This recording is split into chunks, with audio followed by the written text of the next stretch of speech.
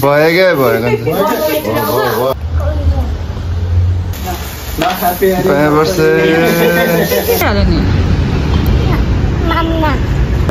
anniversary. Khoi da. Manche छैन ल. ताली बजाउनु. मान्छेको टाइम. रोटी पनि पाकिसकेको छ. रोटी चाहिँ यति.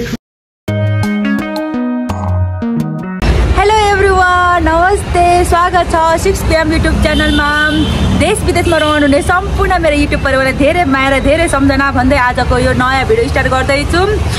सो गाइज, आज चाहिँ हाम्रो स्पेशल डेमा चाहिँ राम्रो भएर आज भिडियो स्टार्ट गर्दैछौँ. आज चाहिँ हाम्रो एनिभर्सरी. हाम्रो चाहिँ बिहे भएको 1 वर्ष भयो. मैले बिहे गरेको पनि 1 वर्ष भएछ. हेर्नु साथीहरू, हिजो भर्खर बिहे गरे जस्तो लागेको थियो, तर 1 वर्ष भइसकेको रहेछ. फाइनली 1 वर्ष कम्प्लिट भइसकेको रहेछ. अनि आज चाहिँ हाम्रो घरमा अब स्पेशल डेमा चाहिँ हाम्रो घरमा के पाक्दैछौँ हजुरहरूले देखाउने नै छु. सो हजुरहरूले चाहिँ हाम्रो भ्लग चाहिँ पुरा हेरिदिनु होला भन्न चाहन्छु. Let's go. के पाक्दै रहेछौँ त हाम्रो घरमा चाहिँ. पाक्दै होइन, तयारी हुँदैछ. हेर्नु ल. बिहानभरि पानी परेर अहिले घाम लागिरहेको छ पुरै. हाम्रो घरमा चाहिँ के पाक्दैछौँ त अहिलेसम्म चाहिँ पाकेको छैन, तयारी छ. यहाँ चाहिँ पिठो, यो चाहिँ सेलरोटी पकाउनको लागि. यहाँ चाहिँ भाउजू हुनुहुन्छ. हेलो भाउजू.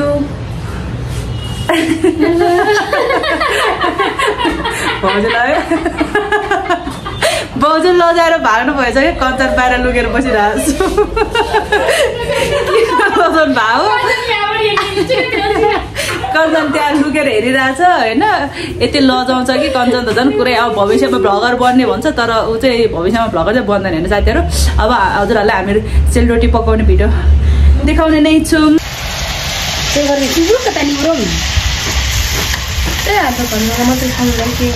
रोटी पनि पाकिसकेको छ. रोटी चाहिँ यति ठुल्ठुलो छ कि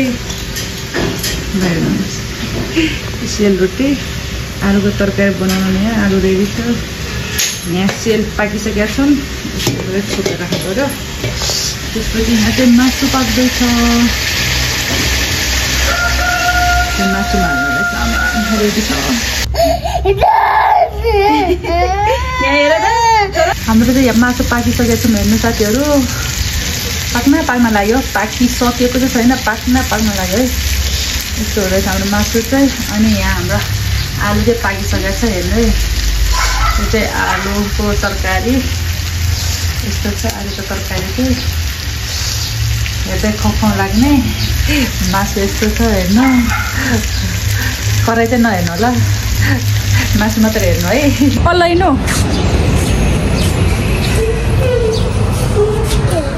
के रहेछ? आयो माया गरौँ. माया गर्छौँ ल. चुप्पा खानु हाल्नु. आइलाई चुप्पा गरेर त तिमीले चुप्पा गर्नु मामाले होला नि. आइलाई के चुप्पा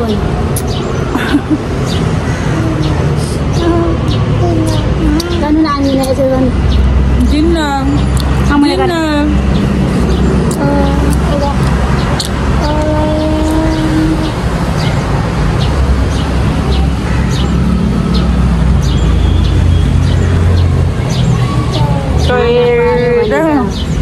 खाना पायो भने त रमाउँछ.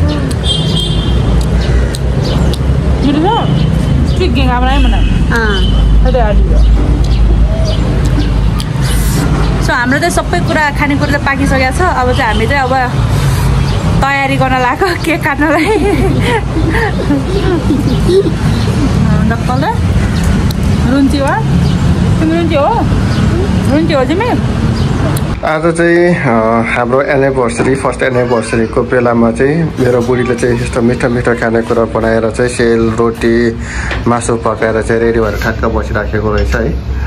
अनि म यहाँ अफिसबाट आउनु भएर कस्तो भइरहेको थियो, सबैजना खाने भनेर चाहिँ यस्तो भइराखेको छ. ल ह्याप्पी एनिभर्सरी मायालु.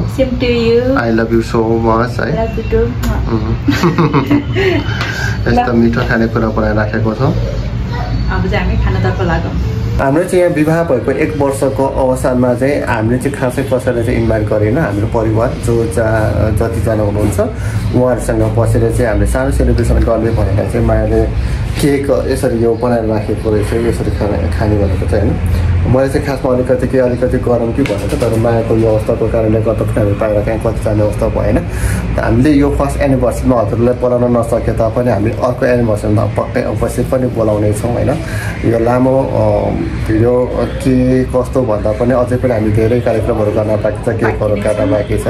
अनि त्यसपछि म हाम्रो विवाहको तपाईँको एनिभर्सरी सँगसँगै चाहिँ हाम्रो चाहिँ एउटा म तपाईँलाई चाहिँ आज सिक्रेट कुराहरू पनि खोल्न चाहन्छु होइन। कति कुरा चाहिँ हामी कसरी लभ परेको थियो, हामी कसरी चाहिँ विवाह गऱ्यौँ भन्ने कुरा पनि हामीलाई तपाईँलाई छोटो मिठो भिडियोमा बताउनेछौँ होइन। त्यो पनि अवश्य हेर्न सक्नुहुनेछ। त्यस कारणले गर्दाखेरि जीवनको हामी उतार चढावसँगै एउटा अवरोहसँगै चाहिँ हामी 1 वर्षको यात्रा चाहिँ हामी सफल यात्रा गर्न सकेका छौँ। यो त हजारौँ वर्ष चाहिँ अझैसँग यात्रा गर्नु छ होइन बुढी। अनि त्यस कारणले गर्दाखेरि चाहिँ हामी अझै पनि हामीले उन्नति प्रगति गर्न बाँकी छ माया। त्यस कारणले गर्दाखेरि तिमी मेरो साथमा छौ र म तिमीसँग छौ होइन। त्यस कारणले गर्दाखेरि यो मेरो जीवन पूर्ण भएको छ। तिमी छौ र म छु र त तिमी छौ भन्न पाएको छ होइन। यो जिन्दगी गएर त्यसरी खेलेको छ। हामी एकअर्कासँग चाहिँ भरिपूर्ण भएको छ। हजुरहरूले हामीलाई माया गर्नुहोला, साथ दिनुहोला, सपोर्ट गर्नुहोला। हामीले एउटा ब्लगको यात्रा पनि सुरु गरेका छौँ। एकदमै मायाको सबैभन्दा एकदमै यो मायाले चाहिँ एकदमै चाहेको कुरा हो ब्लग चाहिँ सुरु गरौँ भन्ने कुरा चाहिँ। तर मलाई चाहिँ त्यो किसिमको चाहिँ न आइडिया, तर पनि म अलिकति यतिको बोल्न सक्ने भएको नै मायाको कारणले गर्दाखेरि हो। यसरी क्यामेराको फेस अगाडि यतिको गर्न सक्ने कुरा चाहिँ भएको कारणले गर्दाखेरि चाहिँ आज म तपाईँहरूले मलाई जसरी देखिरहनु भएको छ, चिनिरहनु भएको छ, मेरो आवाज सुनिरहनु भएको छ भने पक्कै पनि मेरी माया र मेरी प्रेसीको कारणले गर्दाखेरि भएको हो। त्यस कारणले गर्दाखेरि थ्याङ्क यू सो मच माया। ल फेरि पनि हामी अर्को भिडियोहरू तपाईँलाई देखाइने रहेछौँ। भन्नु परिहाल्यो नि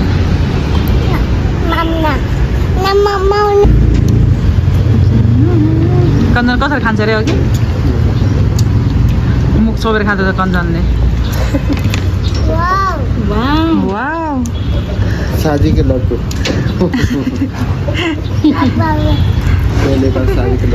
के हो छोरो त्यो? के हो त्यो? रोटी हो? आलु खाउँछ र आलु के बनाएको चाहिँ उयो मनपर्छ आलु। देखि रोको रहेछ त बच्चा को बच्चा चिज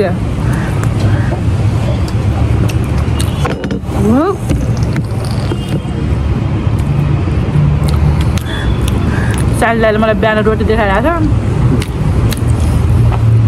सानदाले आज पनि यहाँबाट देखाएर तिमीहरूमा त कति खान्छ स्पेसल आज खासै रोटीको भाँडा बनाउँदै आएको पानीपुरी अस्ति मोमो भर्जेल जानु यस्तो हतार अझै सम्झाउ उसो सुन्दर चिजलाई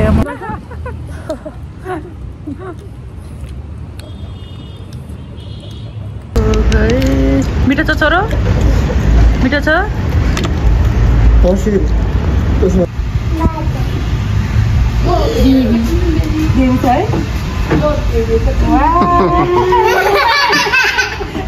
चाहिँ अब हाम्रो के अरे विवाह भएको 1 वर्षको उपलक्ष्यमा हामी सबैजना यहीँ उपस्थित छौँ र स्पेसली भाउजू पनि हुनुहुन्छ। भाउजू है हामी विवाहमा बिहे गर्दाखेरि जन्ती नआउँदाखेरि तपाईँहरूले के समस्यामा भन्नु त सुनाउनुहोस् त अलिकति।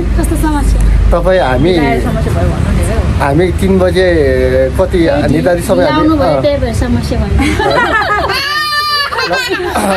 यहाँनिर चाहिँ मैले तपाईँहरूले भन्न खोजेको कुरा चाहिँ के हो भने होइन यो विवाहको एनिभर्सरीको अवसर पारेर चाहिँ मैले तपाईँहरूलाई चाहिँ कुरा चाहिँ के हो भने हामी बिहानै 1 बजे हिँडेको उताबाट बिहानको 10 बजे पुग्ने गरी हेटौडा हाम्रो के फापरबारी पुग्ने गरी हामी हिँडेको। अनि त्यतिखेर चाहिँ कहाँनिर चाहिँ गाडी बिग्रेर त्यो बाटो बिग्रेर कुन ठाउँमा बाटो बिग्रेको पाहाडको बाटो त्यो बाटो बिग्रियो अनि पाहाडै खस्यो। निर्धारित समयभन्दा हामी अगाडि पुगेका थियौँ तर भएछ कुरा के हो भने त्यतिखेर चाहिँ जस्तो बाटो ब्लक गरिदिन्थ्यो तर निर्धारित समय पछाडि चाहिँ त्यो बाटो खुल्थ्यो तर हामी 9 बजे बाटो खुल्ने कुरा थियो हामी 4 बजी त्यहाँ पुग्यो तर हामीले रोकिसके पछाडि हामी जान पाएनौँ अनि नपाइसके पछाडिको सुन न यहाँ एकछिन यहाँ हेर न अनि ल हेर फेरि एकछिन के बाबु ल कञ्चन कुरा कन्टिन्यू हुन पाएन क्या तिमी भन न अनि त्यसपछि कुरा के भयो भने अनि 9 बजी जब बाटो खोल्ने बेलामा चाहिँ एउटा ढुङ्गा खसेर पहाडै खस्यो अब त्यो पहाडै बाटो खसिसके पछाडि हामी नयाँ बाटो फेरि खोज्दै जानु पर्दाखेरि चाहिँ हामी 8 बजी पुग्नुपर्ने ठाउँमा हामी दिउँसोको 3 बजी पुग्यौँ दिउँसोको 3 बजी पुग्दाखेरि चाहिँ मायाको घरमा जुन तयारी अवस्थामा थियो हामी जन्तीहरू आउँछ भनेर जन्ती पर्खिनको लागि बसिराखेको थियो होइन त्यस्तो अवस्थामा चाहिँ अब मायाले यति धेरै फोन गरिराखेको थियो कि मलाई साँच्चै आउने हो कि नआउने हो होइन बेहुला आउने हो कि नआउने हो भनेर चाहिँ एकदम पुरा त्यो सकस भएको थियो क्या हो त्यसरी हाम्रो बिहे भएको अनि हाम्रो त्यसरी बिहे भएको अब हाम्रो लगन पनि त हाम्रो ठ्याक्क 11 बजे थियो हाम्रो 11 बजे हामी आइपुग्न सकेन हामी दौडेर स्पिड गरेर आयो हाम्रो विवाहको एउटा 3 बजे पुग्दाखेरि 2 घन्टामा सकाएको हाम्रो छोटकरी भनेको 2 घन्टामा सकाएर उता हामी 5:30 बजे हामी निस्क्यौँ 5:30 बजे हामी निस्केर आउँदाखेरि चाहिँ हामी करिब 11 बजे लगन भ्याउने गरी दौडेर आएको तर पनि हाम्रो भ्याएन त्यस कारणले गर्दाखेरि चाहिँ त्यो पार गरेर चाहिँ हाम्रो विवाह हाम्रो सम्पन्न भएको थियो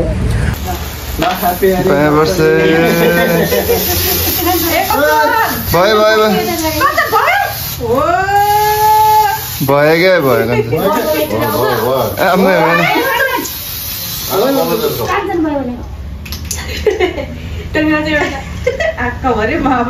त्यो कञ्चनलाई नगर भने के काट्ने होइन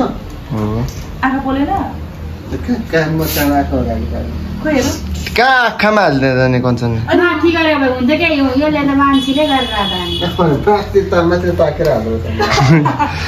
त्यसो गर्नु खोइ ह्याप्पी एनिभर्सरी खोइ त मान्छे छैन ल ताली बजाउनु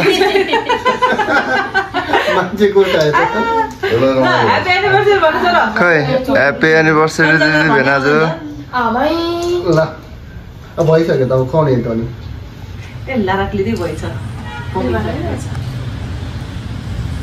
तिमीले के खानु मिल्दैन भाइ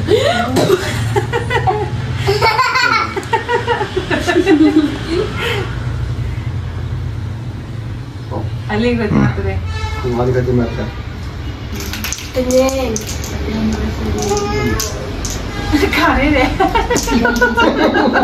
बाबुलाई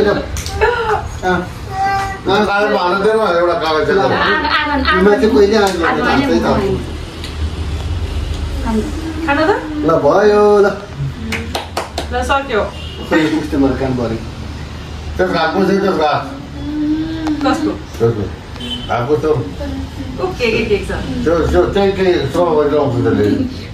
सबै खान्छ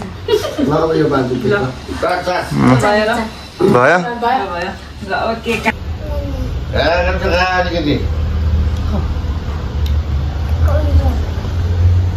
कहाँ जाने बाहिर जाऊ भ्याउँदैनस् त्यहाँ बाहिर भ्याउँदैनस् डास्टबिन छैन छोरो अर्कोमा थुप्रै भ्याउँदैन यता राख्नु जान्छ